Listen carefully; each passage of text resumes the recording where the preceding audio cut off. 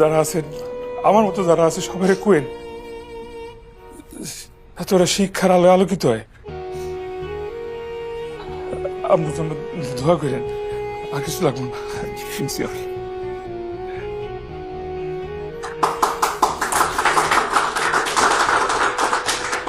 আমি আজকে যা আসলে আমার স্বামী ছাড়া আমি এত দূর কখনোই আসতে পারতাম না। সে এমন একটা জিনিস বিসর্জন দিছে যেটা ছাড়া হয়তো তার জীবন অচল হয়ে যেতে পারত।